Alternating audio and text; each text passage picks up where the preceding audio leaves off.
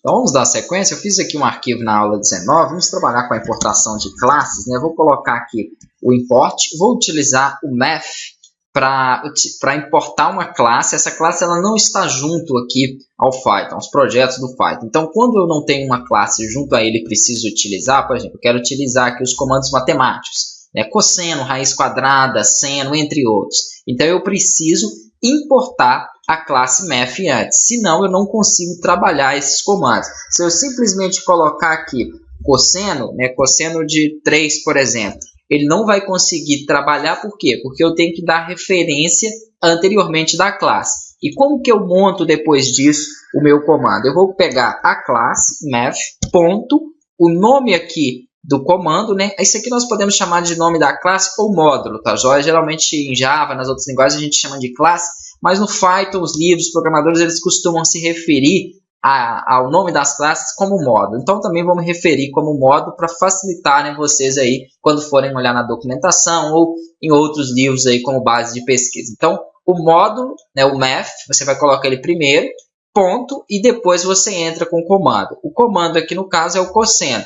Sempre quando eu executar um comando, eu vou ter os parênteses para poder passar parâmetro. Então, por exemplo, eu quero executar o cosseno, mas o cosseno de quantos? Então, o valor eu passo entre parâmetros. Vamos verificar isso aqui. Vou dar um Ctrl S, vou pedir para que ele rode aqui no meu Python, né? Ele vai executar e ele deu o que para mim? Ele retornou para mim PI. Por quê? Toda vez que ele retorna isso é porque ele não tem o que mostrar, não tem o comando print aí pedindo para que ele possa exibir algo na minha tela, tá? Então é interessante você executar o comando print. Eu posso fazer isso aqui, ó, colocar, por exemplo, a variável x para receber isso e aqui pedir para ele exibir para mim x. Vamos verificar aqui o que ele detalha, ó. Ele detalhou então aqui o valor para mim, né, daquele cosseno ali, daquela informação que eu gerei.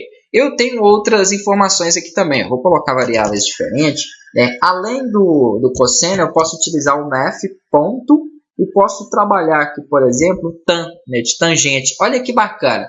Eu rodei a primeira vez, então ele já começa a encontrar a minha classe.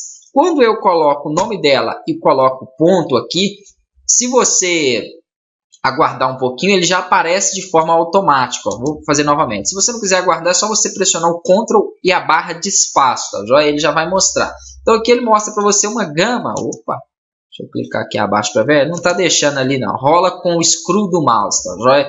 Pelo menos no meu, quando eu estou clicando aqui, ele está sumindo. Então rola com o scroll do mouse. Ele vai mostrar todos os comandos, as operações matemáticas, né, que podem ser executadas aí pelo módulo math, pela classe math aí. Então, nesse caso aqui, ó, vamos colocar algumas, né, mais conhecidas, como a tangente, por exemplo, de um valor.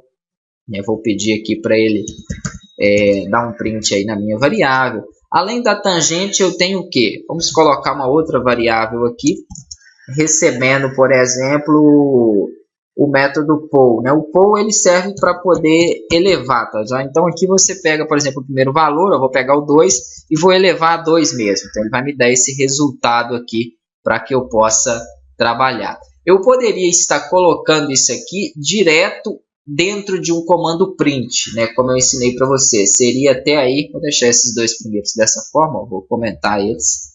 Seria até mais viável e mais inteligente aqui, né?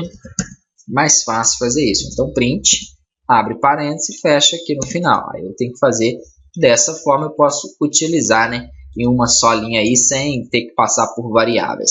Além do poll, nós vamos ter aí também, né, o raiz quadrada, que é o SQRT, SQTR, na verdade.